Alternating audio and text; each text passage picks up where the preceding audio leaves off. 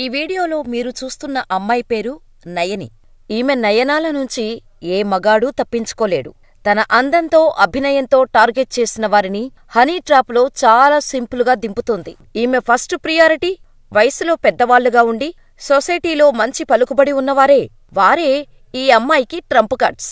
Target చేసిన వ్యక్తి గురించి తెలుసుకొని పరిచయం పెంచుకుంటుంది, ఫోన్ నెంబర్ తీసుకుంటుంది.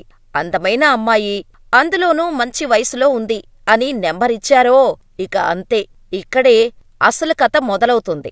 ఒంటరిగా ఉన్నా, అందుకే మీకు మెసేజ్ పెట్టాను, ఏమీ అనుకోకండి అంటూ తీయగా రొమాంటిక్ మాటలు చెప్పి ముగ్గులోకి దించుతోంది. టెంప్టయ్యి మాట కలిపారో అంతే సంగతులు. సర్వం దోచేస్తోంది. ఈ కిలాడీ లేడీ బెంగళూరు మాగాడి మెయిన్ రోడ్డు తుంగానగర్లో ఉంటుంది. పెళ్లైనప్పటికీ భర్తతో దూరంగా ఉంటుంది. సింపుల్గా డబ్బులు సంపాదించాలి అనుకున్న నయని ఓ గ్యాంగును ఏర్పాటు చేసుకుని హనీ ట్రాప్నే బిజినెస్గా చేసుకుంది.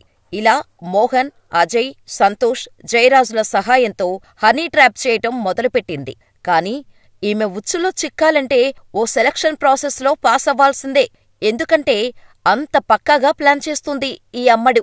పైగా ఈమె సెలక్షన్ ప్రాసెస్లో ట్రాపులో దించాలి అనుకున్న వ్యక్తి గురించి పూర్తిగా తెలుసుకుంటుంది. దీనికోసం తన టీం మెంబర్స్ని టార్గెట్ చేసిన వ్యక్తి చుట్టూ పెట్టి ప్రతి విషయం తెలుసుకుంటోంది. ఈ ప్రాసెస్లో నయని కూడా టార్గెట్ చేసిన వ్యక్తితో రోజూ పులిహార కలుపుతూ పూర్తిగా తన కంట్రోల్లో పెట్టుకొని బ్యాక్గ్రౌండ్ చెక్ జరిగిన తర్వాత నయని అసలు ఆట మొదలవుతుంది. దీనికి తోడు ఇలా మోసపోయినవారు ఈ విషయం బయటకు చెప్పరు. పరువు పోతుందన్న భయంతో పోలీస్ కంప్లైంట్ ఇచ్చే సాహసం చెయ్యరు. కాబట్టి ఇదే సరైన దారి. కష్టపడకుండా, చెమట చుక్కపట్టకుండా డబ్బు సంపాదించొచ్చు అని ఫిక్స్ అయింది నయని. ముఠాను తయారు చేసుకుంది. సొసైటీలో ఉన్న బడా వ్యక్తులను టార్గెట్ చేయటం మొదలుపెట్టింది. ఇంతకుముందు ఇలా ఎప్పుడైనా చేసిందో లేదో తెలీదు కాని రంగనాథ్ అనే కాంట్రాక్టర్ని మాత్రం పక్కాగా ప్లాన్ చేసి ముగ్గులోకి దించింది. నయనికి శివ అనే ఓ ఫ్రెండున్నాడు. శివకు కాంట్రాక్టర్ రంగనాథ్ బాగా తెలుసు. ఓ రోజు ఇద్దరూ ఓ పనిమీద బయటకు వెళ్లగా అక్కడ వీరికి నయని కనిపించింది. శివ రంగనాథనికి నయనిని పరిచయం చేశాడు. రంగనాథ్ బెంగళూరులో మంచి పేరు ఉన్న కాంట్రాక్టర్, బాగా డబ్బున్నవాడు. రంగనాథ్ ఒంటినిండా బంగారంతో చాలా రిచ్గా కనిపించేసరికి రంగనాథ్ను ట్రాప్ చేస్తే లైఫ్ బాగుంటుంది, బాగా డబ్బులు నొక్కొచ్చు అనుకుంది నయని. రంగనాథ్ని తన మాయమాటలతో ముగ్గులో పడేసింది. రంగనాథ్ కూడా నయని మాటకు, అందానికి ఫిదా అయిపోయారు. అందమైన అమ్మాయి మాట్లాడటంతో మురిసిపోయాడు. రంగనాథ్ తన వలపుల వలలో పడ్డాడు అని తెలుసుకున్న నయని, అంకుల్ మీ నెంబరివ్వండి అని అడిగింది. నయని అడగ్గానే రంగనాథ్ క్షణం కూడా ఆలోచించకుండా అందమైన అమ్మాయి నన్ను ఫోన్ నెంబర్ అడగటమేంటి అనుకుంటూ తన నెంబరిచ్చాడు. ఇక రోజూ చాటింగ్ చేయటం మొదలుపెట్టింది నయని. ఈ చాటింగులో నయని, నాకు పెళ్ళైంది, భర్త మంచివాడు కాదు, అందుకే దూరంగా ఉంటున్నా, నాకు పిల్లలు ఉన్నారు అని చెప్పింది.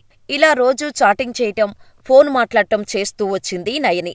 ఇలా పరిచయం బాగా పెరిగిన తర్వాత రంగనాథ్ పూర్తిగా తనను నమ్ముతున్నాడు అని ఫిక్స్ చేసుకున్న నయని రంగనాథంతో అసలు ఆట మొదలుపెట్టింది. మీరంటే నాకిష్టం ఉన్నట్టు క్లారిటీ ఇవ్వకుండా మాట్లాడుతూ పూర్తిగా రంగనాథన్ను తన వలలో వేసుకుంది. రంగనాథ్ ఆలోచన ఏంటో, మనసులో ఏమనుకున్నాడో తెలీదు కాని 54 వచ్చిన తనతో నయన ప్రేమగా మాట్లాడటం, రోజూ చాటింగులో యోగక్షేమాలు అడిగి తెలుసుకోవటంతో నయన ఉచ్చులో పడిపోయాడు. ఇదే అదునుగా చేసుకుని నయని రంగనాథ్ని ఆ అవసరం, ఈ అవసరం అంటూ కావాల్సినప్పుడల్లా డబ్బులు యూపీఐ పేమెంట్ చేయించుకునేది. రంగనాథ్ కూడా ఏమీ ఆలోచించకుండా నయని అడిగినప్పుడల్లా డబ్బులు ఇస్తూ వచ్చాడు. ఇంకా క్లోజ్ అవ్వాలి అనుకున్న నయని రంగనాథ్కు తన ఫోటోలను పంపించి ఎలా ఉన్నాను అంటూ రెచ్చగొట్టే విధంగా మాట్లాడేది. ఇలా పూర్తిగా రంగనాథ్ నయనికి దగ్గరయ్యాడు. ఎప్పటిలాగే ఓ రోజు నయని రంగనాథ్కు కాల్ చేసింది. నా బిడ్డకు హెల్త్ బాగాలేదు, ఆస్పత్రికి తీసుకెళ్ళాలి, నా దగ్గర రూపాయి కూడా లేదు, మీరేమైనా హెల్ప్ చేస్తారా అన్నట్టు అడిగింది. దీంతో రంగనాథ్ వెంటనే 14,000 రూపాయలు యూపీఐ పేమెంట్ చేశాడు. ఇలా రంగనాథ్తో 6 నెలలు చాటింగ్, ఫోన్ కాల్స్తో డ్రామా నడిపించిన నయన ఈ గ్యాప్లో తన గ్యాంగుతో రంగనాథన్ గురించి పూర్తిగా తెలుసుకుంది.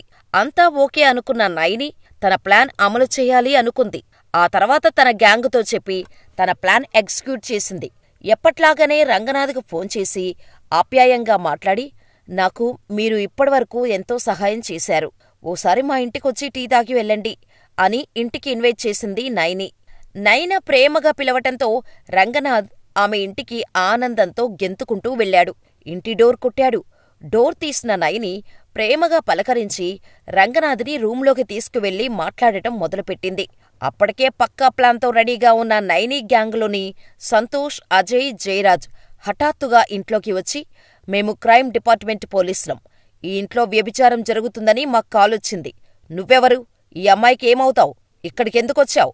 అని అడగ్గానే రంగనాథ్కి ఏం అర్థం కాలేదు. ఇంతలోనే కింద జీపులో మా సారున్నాడు. ఏం చేస్తున్నారో ఆయనకు చెప్పండి అంటూ డ్రామా ప్లే చేయడమే కాక రంగనాథ్పై దాడి చేశారు. తర్వాత రంగనాథ్ను బట్టలు విప్పించి మొబైల్లో ఫోటోలు, వీడియోలు తీసి మేము అడిగినంత డబ్బు ఇవ్వాలని, లేదంటే కఠిన శిక్షలు పెట్టి అరెస్ట్ చేస్తామంటూ బ్లాక్మెయిల్ చేశారు. దీంతో వెంటనే దగ్గరున్న 50,000 రూపాయలు ఇచ్చేగా కాంట్రాక్టర్ మెడలో ఉన్న బంగారపు గొలుసు, ఉంగరం, బ్రాస్లెట్ కూడా బలవంతంగా లాక్కున్నారు. దీంతో అనుమానం వచ్చిన రంగనాథ్ వెంటనే పోలీసులకు ఫిర్యాదు చేయటంతో వారికోసం బైద్రాహళ్లి పోలీసులు గాలించి విచారించిన పోలీసులు నయని, ఆమె స్నేహితులు మోహన్, అజయ్, సంతోష్, జయరాజ్లను అరెస్ట్ చేశారు. ఈ గ్యాంగ్ ఇలాంటి నేరాలకు ఇంతకుముందు ఏమైనా పాల్పడిందా అనే కోణంలో పోలీసులు దర్యాప్తు చేస్తున్నారు. ఈ విషయం ఇప్పుడు బెంగళూరులో హాట్ టాపిక్గా వినిపిస్తోంది. ఈ స్టోరీ అంతా చూస్తే అల్లరి నరేష్ బ్లేడ్ బాబ్జీ సినిమాలోని సీన్ గుర్తుకొస్తుంది. ఈ మధ్యకాలంలో ఇలాంటి ఘటనలు ఎన్నో జరుగుతున్నాయి. అందమైన అమ్మాయిలు, డబ్బున్నవారిని, కాలేజీ స్టూడెంట్స్ని టార్గెట్ చేస్తూ పరిచయం పెంచుకొని ఒంటరిగా ఉన్న న్యూ ఫ్రెండ్స్ కావాలి, కాల్ మీ ఎనీటైమ్, న్యూడ్గా కనిపిస్తా అని కవ్వించి వలపుల వల విసిరి హనీ ట్రాపులు చిక్కుకునేలా చేస్తున్నారు.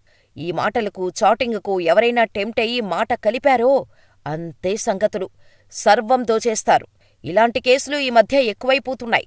చాలామంది ఇలాంటి మాయల ముఠాల చేతిలో చిక్కి విలవిలలాడిపోతున్నారు. ఊరించే మెసేజ్లు చూసి కక్కుర్తిపడితే అంతే సంగతులు. తొలుత ఆకర్షించేలా ఒక మెసేజ్ చేస్తారు. దానికి జవాబు ఇస్తే న్యూడ్ కాలికి రెడీయా అని అడుగుతారు. ఇక్కడే మీకు అనుమానం రావాలి. అలా కాదనుకోని ఆ కాలుకి సిద్ధమయ్యారా, మీరు అడ్డంగా బుక్కైపోయినట్టే. మీ న్యూడ్ వీడియోను రికార్డు చేసి బ్లాక్మెయిల్ చేయటం మొదలుపెడతారు. ఇలా ఈ ఉచ్చులో ఇరుక్కున్న బాధితుల నుంచి డబ్బు గుంజుతూనే ఉంటారు. బయటపడితే పరువు పోతుందనే ఆందోళనతో ఇలాంటి బాధితులు చాలామంది లోలోపల కుమిలిపోతున్నారు. నయని వ్యవహారంలో బాధితుడు రంగనాథ్ ధైర్యం చేసి పోలీసులను ఆశ్రయించటంతో విషయం వెలుగులోకి వచ్చింది. బయటకు చెప్పలేక, పోలీసులను ఆశ్రయించలేక ఇబ్బంది పడుతున్నవారు ఎందరో. పోలీసులు ఈ ఘటనలపై ఎంత అవేర్నెస్ కల్పిస్తున్నా కూడా ఎందరో గొప్ప గొప్ప చదువులు చదువుకున్నవారు సైతం ఈ హనీ ట్రాప్లో పడిపోతున్నారు. దేశంలో ఇలాంటి కేసులు వేల సంఖ్యలో బయటకు వస్తున్నాయి. So be careful brothers.